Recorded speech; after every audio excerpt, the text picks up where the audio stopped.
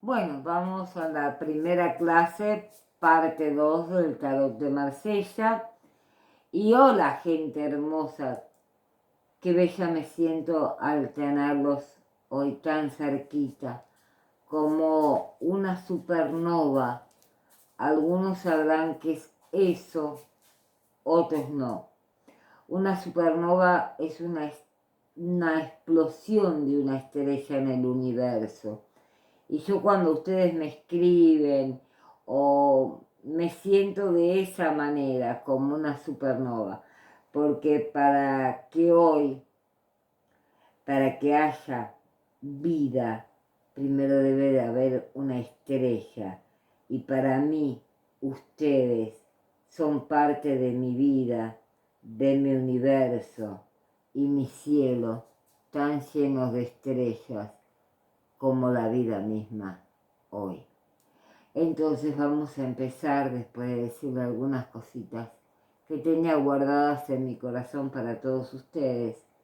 Vamos a comenzar con la clase de hoy, que quiero que aprendan bien la historia, porque ustedes pueden tomarlo como para ser un tarotista profesional o como para tener una idea, pero quiero que sepan bien cada cosa. Y después en una o dos clases más ya iremos a la parte directamente del tarot, que va a ser muy cortita, pero esto quiero que lo sepan muy bien. Vamos a hablar de las cartas del triunfo.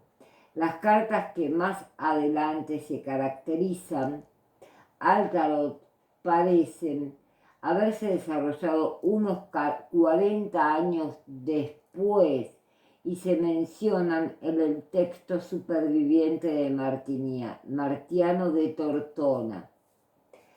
Se cree que Martiano lo escribió entre 1418 y 1425, dado que en 1418 no se puede probar que las cartas del tarot no existieran antes de esa fecha, pero parece improbable, ya que el texto de Martiniano fue escrito por lo menos 15 años antes que otros documentos corroborativos.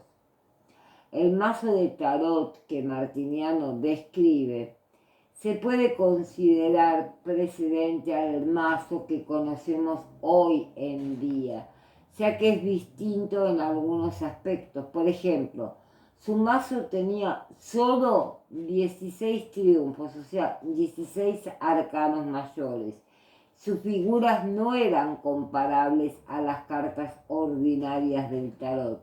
Hay dioses de la mitología griega y los palos no son los españoles comunes, sino 4 clases de pájaros. Lo que vincula, por ejemplo, al mazo martiniano son las cartas del tarot. ¿Cómo les podría decir? Es que esas 16 cartas estaban consideradas ya como triunfos en el juego de cartas.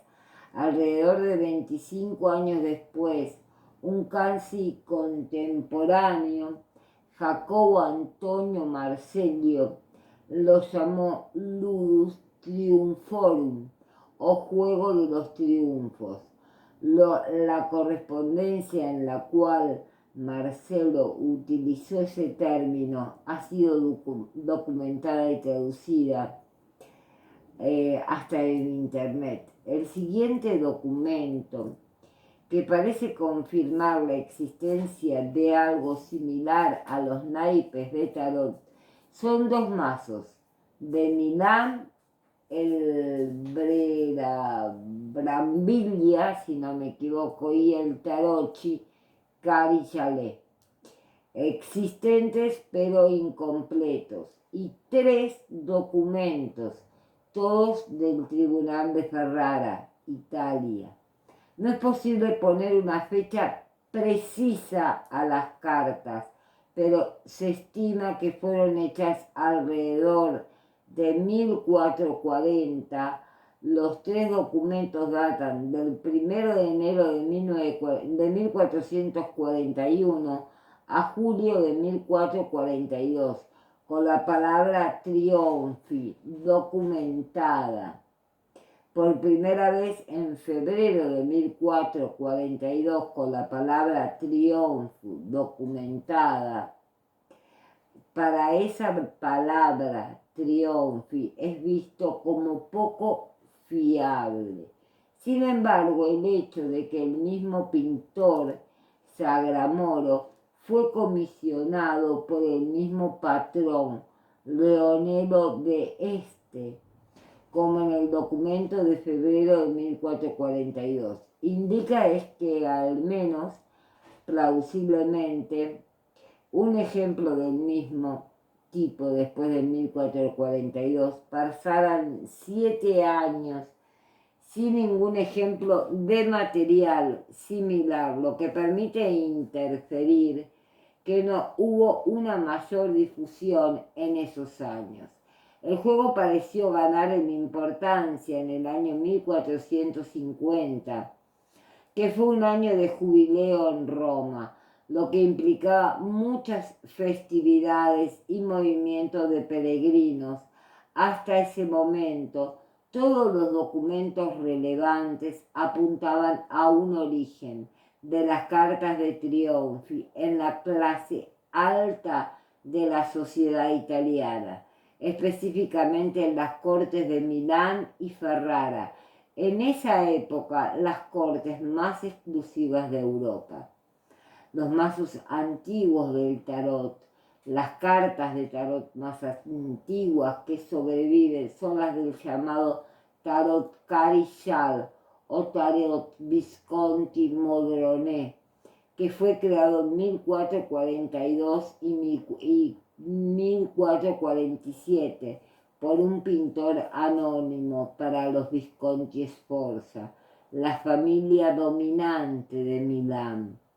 Las cartas, solo 66, están hoy en día en la biblioteca de la Universidad de Yale de Estados Unidos.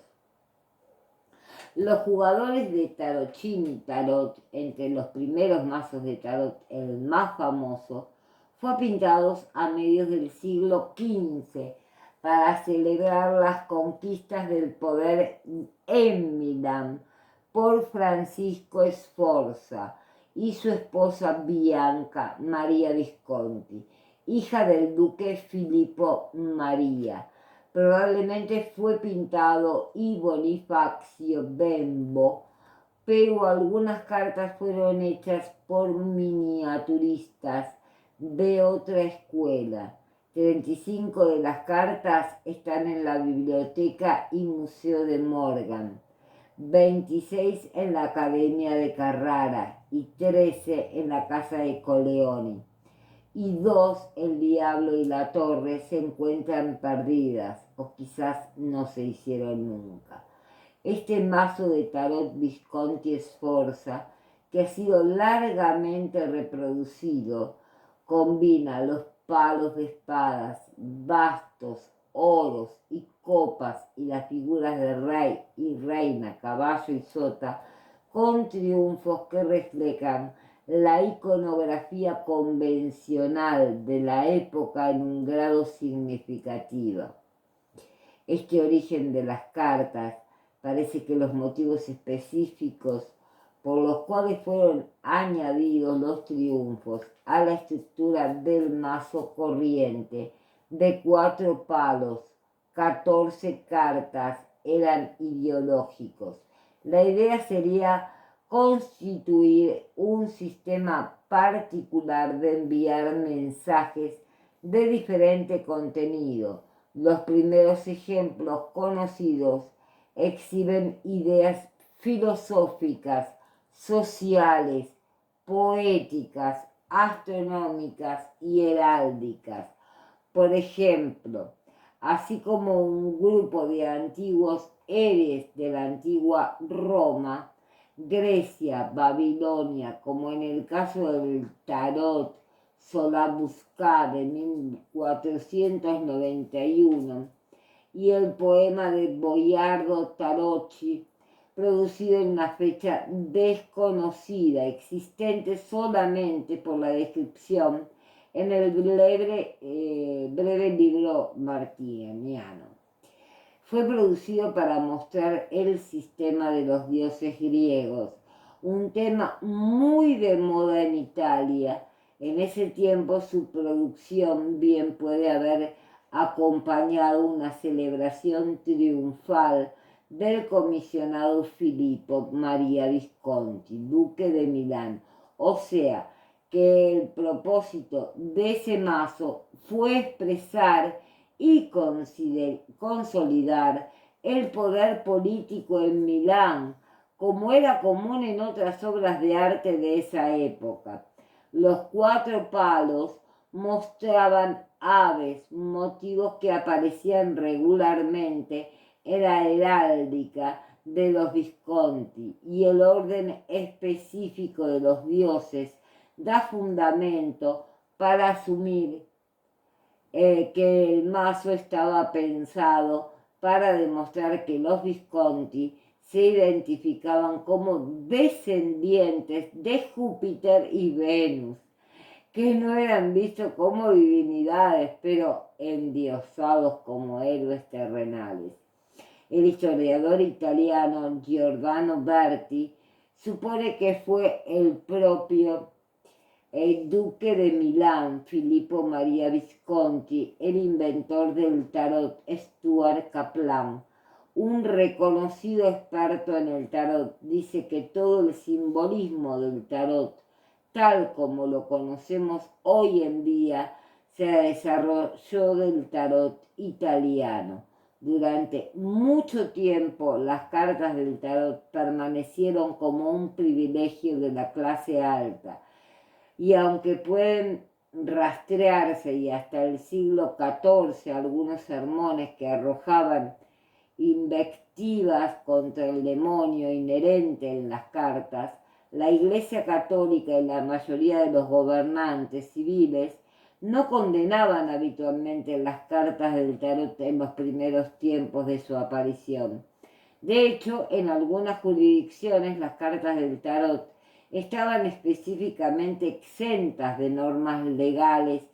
Por el contrario, el juego era un juego de cartas. El formato o número de cartas, el primer mazo conocido, parece haber tenido el formato ordinario de 10 cartas numeradas, pero con reyes como las únicas cartas de la corte, y solo 16 triunfos. El siguiente formato, con 4 palos de 14 más 22, tardó en aparecer, ya que en 1457 hay referencias a mazos de triunfi con 70 cartas.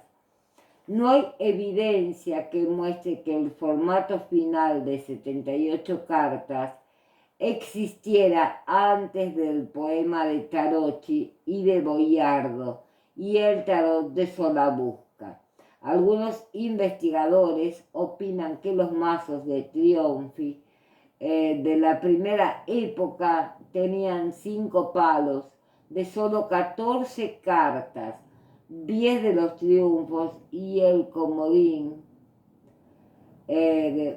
A veces me olvido, como estudio todo de memoria, y algunas de mis alumnas que hablan conmigo a la madrugada lo saben, me quedo a veces un poquito colgada porque tengo que resumir todo lo que daría en una clase de 3-4 horas en clases de media hora.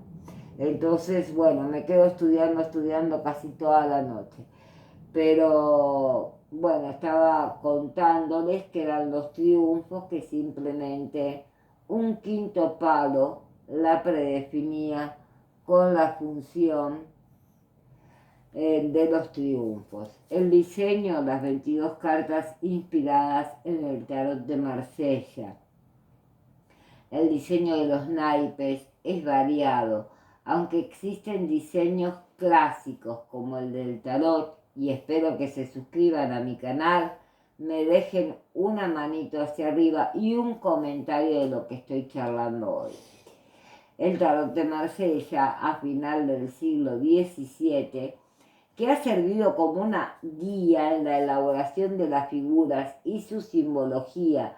Una baraja muy popular es el tarot de Rider Waite Smith o Rider Waite, o simplemente Rider, ideado en 1910 por Arthur Edward White y realizado por su discípula Pamela Colman Smith, impreso por la Rider Company. Cayó en el olvido hasta que la hija de White rescata los dibujos originales y vende los derechos a la casa U.S. Gums en 1971, alcanzando entonces un enorme éxito en el mundo anglosajón y extendiéndose su uso por todo el mundo hasta competir con el modelo marsellés. Otra baraja común es el del tarot, el libro de Todd, ideado entre 1938 y 1942 por el mago inglés Aleister Crowley y realizado por su discípula Frieda Harris. Me interesaría mucho que busquen la historia de Aleister Crowley y que la leyeran. Frieda Harris. Esta baraja fue publicada en 1944 en blanco y negro, junto con un libro homónimo que explica la simbología y uso. En 1977 fue reeditada con sus colores originales en Nueva York por U.S. Gun System y Samuel Weiser. Otra baraja popular por su fantasioso diseño es la ideada por Fergus Hall para la película Vive y deja morir en 1973. Tengo todavía tiempo, 5 minutitos más me quedan. Bueno, gracias mi amor. El nombre de las cartas, las 78 cartas, están divididas en arcanos mayores y menores. Arcano proviene del latín arcanum, que significa misterio o secreto. Los arcanos menores son 56 cartas divididas en 4 palos. Las bajas o falsas, numeradas de las 1 al 10, son más los honores o figuras que son los personajes de la corte: sota, reina, rey y caballero. Los palos son los mismos que en la baraja común.